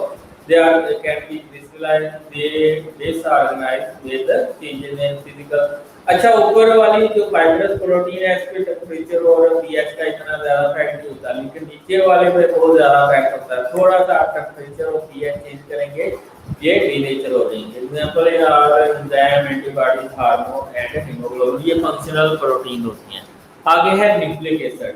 तो nucleic acid को सबसे पहले आइसोलेट किया था फ्रेडरिक मास्टर ने 1869 के अंदर फ्रॉम पास सेल्स. ये जो जब इसने न्यूक्लिक एसिड को सेपरेट किया था तो ये न्यूक्लियोलाइड से सेपरेट किया था और उसकी नेचर एसिडिक थी, इसीलिए इसको न्यूक्लिक एसिड का नाम दिया. Nucleic acid are the two types. इसमें डीऑक्सीराइबो न्यूक्लिक एसिड जिसको डीएनए कहते हैं. डीएनए को हम polymer of deoxyribo nucleic acid भी कहते हैं, और आरएनए को हम polymer of ribo nucleic acid भी कहते हैं. डीएनए के अंदर डीऑक्सीराइबो शुगर होती है, आरएनए के अंदर राइबो शुगर होती है. डीएनए के अंदर थायमीन बेस होती है, यूरासिल की बजाय आरएनए के अंदर यूरासिल होती है, थायमीन की बजाय. DNA correct chromosome in nuclei of the cells and much lesser amount of mitochondria and chloroplast. तो सबसे ज्यादा ये न्यूक्लियस यानी कि न्यूक्लियस के अंदर होता है. RNA is present in nucleus, in the ribosome, in the cytosol and in smaller amount in all parts of the cell. ये आप देख सकते हैं, ये राइबोस शुगर है। इसके फर्स्ट कार्बन के ऊपर हमेशा, ये जो फर्स्ट कार्बन है इसके ऊपर हमेशा नाइट्रोजनस बेस लगी होती है। अगर डबल रिंग लगी हुई है उसको हम प्यूरिन कहेंगे, और अगर सिंगल रिंग लगी हुई है तो इसको हम पेनिडिन कहते हैं। तो सिंगल रिंग वाली का फर्स्ट नाइट्रोजन यूज होता है, डबल रिंग वाली का नाइन्थ नाइट्रोजन यूज होता है बॉन्डिंग के अंदर, और ये बीटा ग्लाइकोसिडेट लिंकेज होती है, बीटा एंड ग्लाइकोसिडेट लिंकेज। और फास्फेट ग्रुप हमेशा फिफ्थ कार्बन के ऊपर लगा होता है, और बाद का ये थर्ड कार्बन के ऊपर भी लगा होता है जब ये फास्फोडाइएस्टर लिंकेज बनाता है। ठीक है, तो ये एटीपी का स्ट्रक्चर है। अगर ये फास्फेट ग्रुप ना हो तो इसको हम न्यूक्लियोसाइड कहते हैं, यानी कि इसको हम एडिनोसिन कहेंगे। और अगर ये फास्फेट ग्रुप लग जाए फिर न्यूक्लियोटाइड कहलाता है, यानी कि न्यूक्लियो अगर एक फास्फेट ग्रुप लगा है तो एडिनोसिन मोनोफास्फेट, और अगर दो एडिनोसिन डाइफास्फेट, अगर तीन एडिनोसिन ट्राइफास्फेट, यानी कि एटीपी। ठीक है, तो nucleic acid are complex substances, they are the polymer or unit are called nucleotide. DNA is made up of deoxyribonucleotide, RNA is composed of ribonucleotide के आपको मैं बता चुका हूँ। इसके अंदर तीन सब यूनिट होते हैं न्यूक्लियोटाइड के अंदर, राइबोस शुगर होती है या डीऑक्सीराइबोस शुगर, नाइट्रोजनस बेस होती है, और फास्फोरिक एसिड होती है। तो पेंटो शुगर जो लगी होती है ये हमेशा कौन से कार्बन पे लगी होती है? पेंटो शुगर के फिफ्थ कार्बन के ऊपर फास्फेट ग्रुप लगा होता है, और फर्स्ट कार्बन के ऊपर नाइट्रोजनस बेस लगी होती है।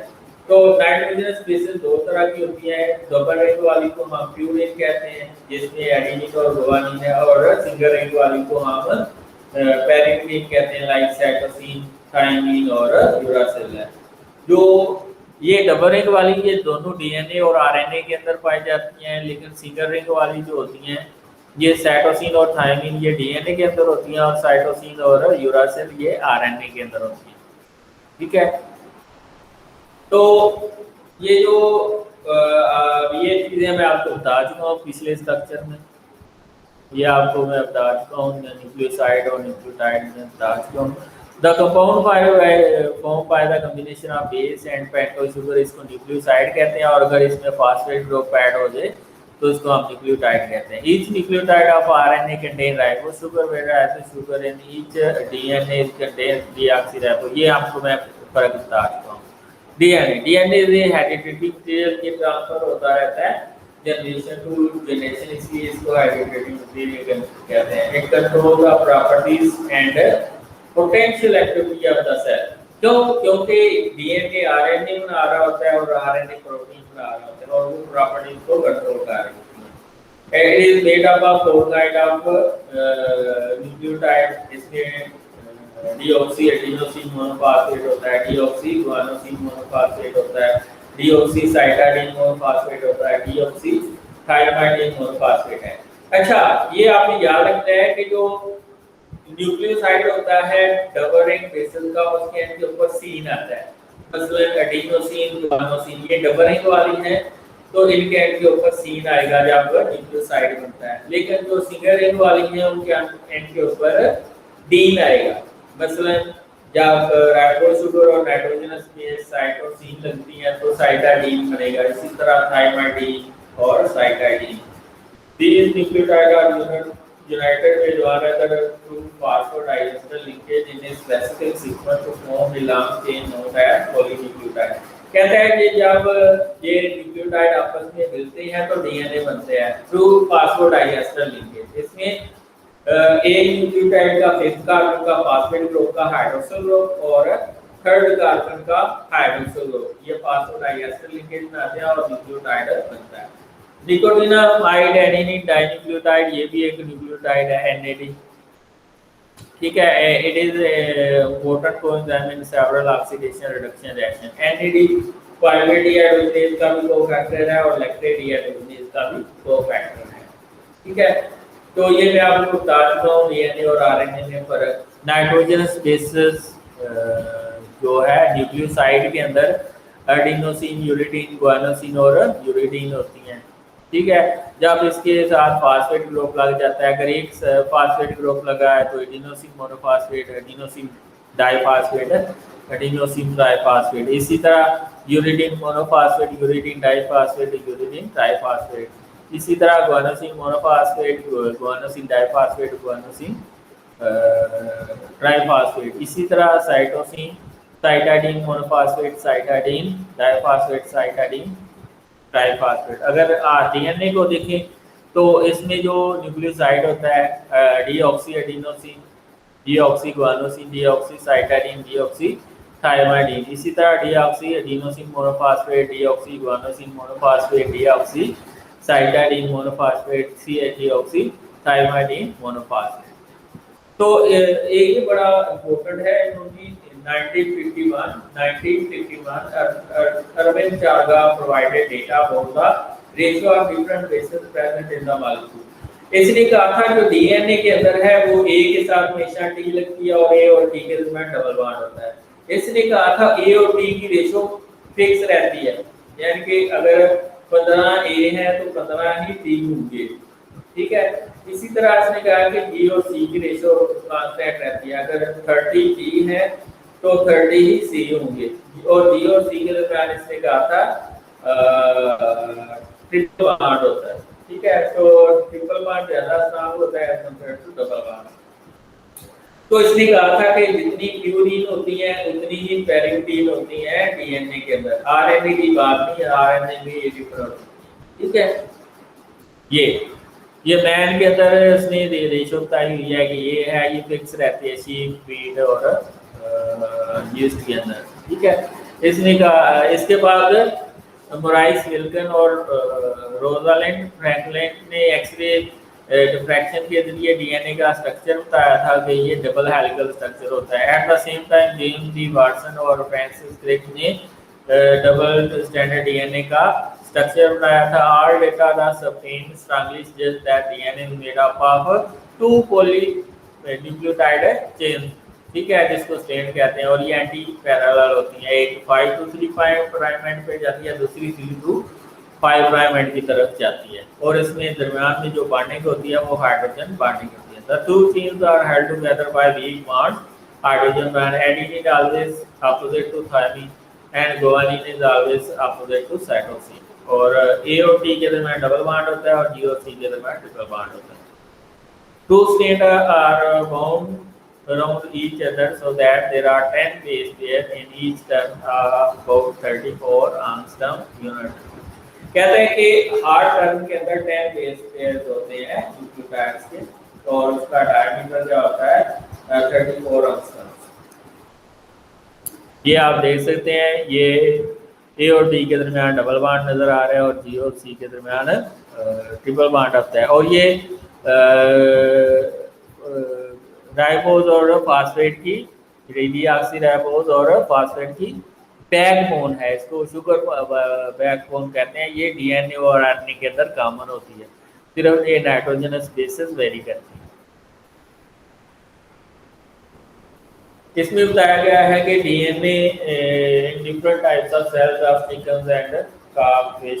रेड ब्लड सेल के अंदर 2.3 और काग के अंदर 3.3 रेड ब्लड सेल के अंदर होता है। तो ये आप देख लीजिएगा, all information for the structure and function of the cell is stored in the DNA. For example, in chromosome of a bacterium E. coli, each of the pairs made of DNA contain about 5 million bases arranged in particular linear order.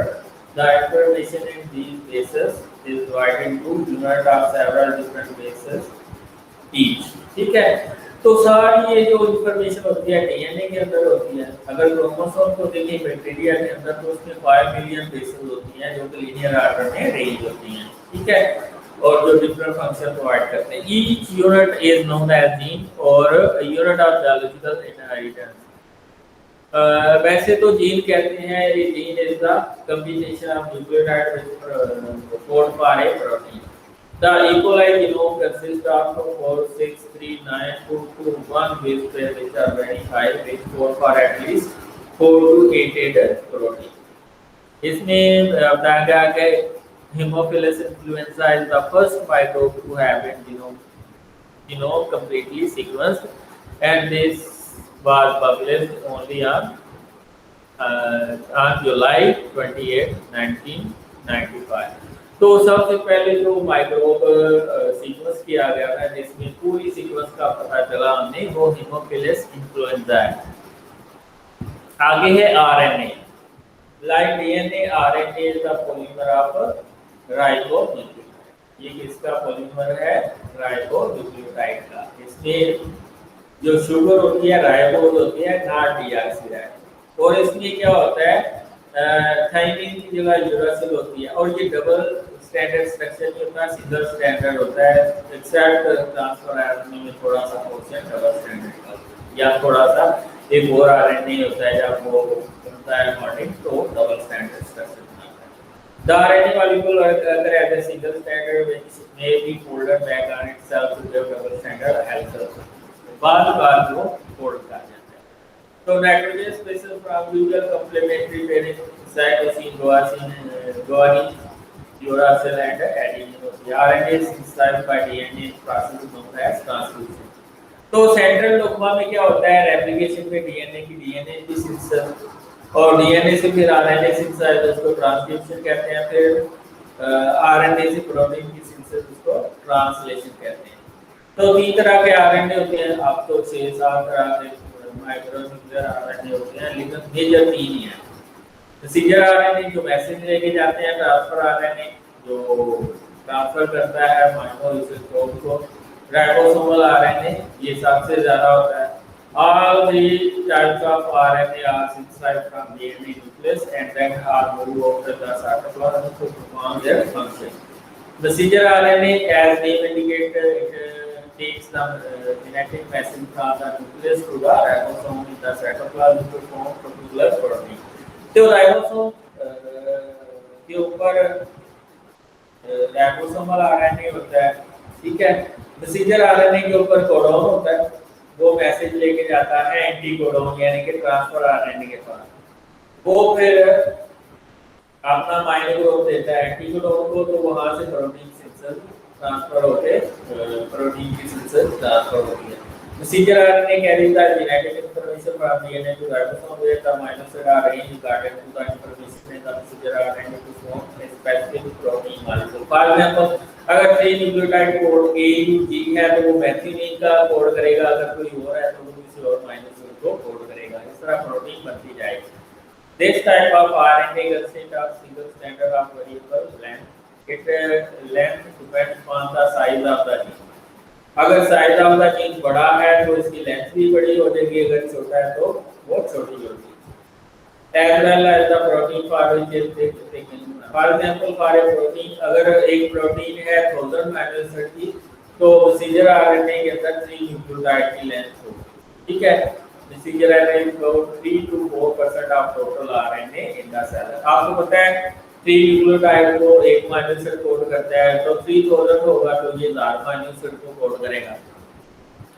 Transfer RNA ये 10 to 20% बनाता है पूरी content की। Transfer RNA molecule are small each with a length of 75 to 90 nucleotide. ये different chains में होता है, तो हर चेन के अंदर 75 to 90 न्यूक्लियोटाइड होते हैं। Transfer amino acid molecule to site where polypeptide chain are synthesized, ठीक है। मैसेंजर आरएनए के ऊपर कोडोन होता है और ट्रांसफर आरएनए के ऊपर एंटीकोडोन। तो मैसेंजर आरएनए से अमीनो एसिड कोड आता है, तो वो ट्रांसफर आरएनए को मिलता है, और ट्रांसफर आरएनए फिर राइबोसोम के ऊपर जो राइबोसोमल आरएनए होता है वहां पे प्रोटीन सिंथेसाइज होता है। This is one of the specific transfer RNA for each amino acid. Synthesis हमेशा AUG से स्टार्ट होती है, मैथिओनिन से। So the cell will have at least 20 kind of transfer RNA molecule, जो कि 20 अमीनो एसिड होते हैं। Transfer RNA pick up amino acid and transfer them to the ribosome where they link to each other to form protein.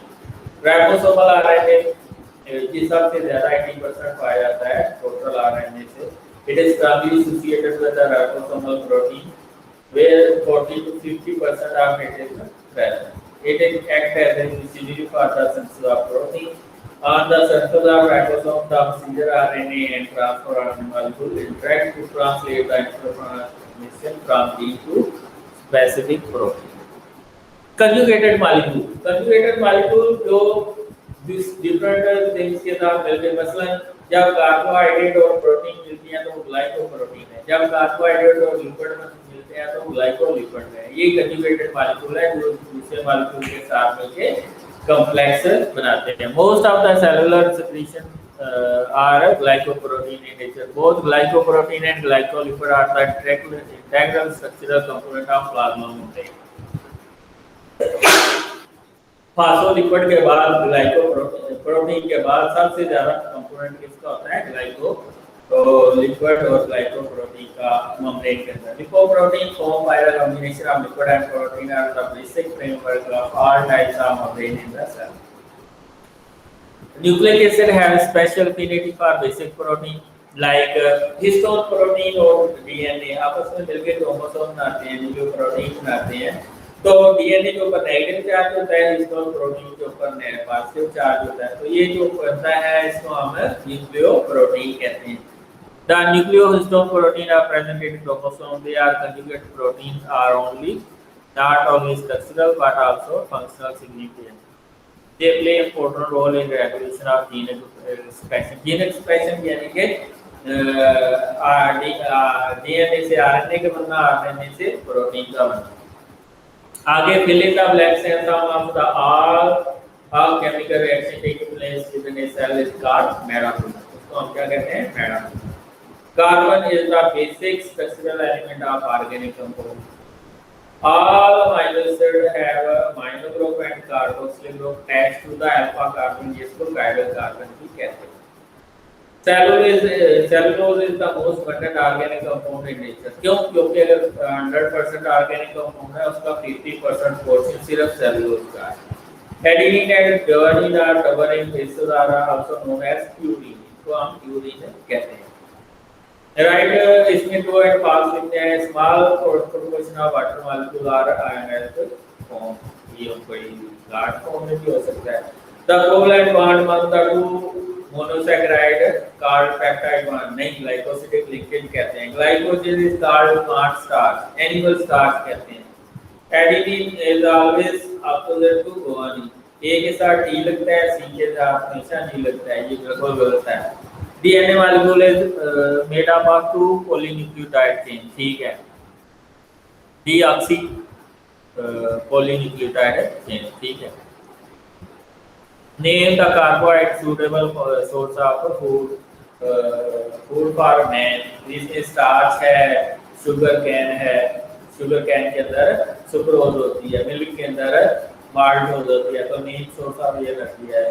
Why fat is considered as high energy constituent? क्योंकि इसके अंदर hydrocarbon ज्यादा होते हैं, जब उसकी ऑक्सीडेशन होती है ज्यादा एसिटाइल कोई बनते हैं और एसिटाइल कोई का एक मॉलिक्यूल 12 ATP प्रोड्यूस करता है। What is the main function of the messenger RNA? Messenger RNA gave the 3 nucleotide code to transfer RNA which made a amino acid. What is the general formula of amino acid? इसमें तीन चीजें common होती हैं, carboxylic group, amino group और hydrogen group, जो कि carbon central carbon के साथ लगते हैं। सिर्फ side chain R group change होता है। What is the percentage of water in brain cell? ये 85% होता है, ठीक है। तो ये बहुत इंपॉर्टेंट चैप्टर है। अगर ये आपको चैप्टर पसंद आया तो चैनल को सब्सक्राइब कर लें, लाइक भी कर दें और शेयर भी कर दें दोस्तों के साथ। Thank you very much.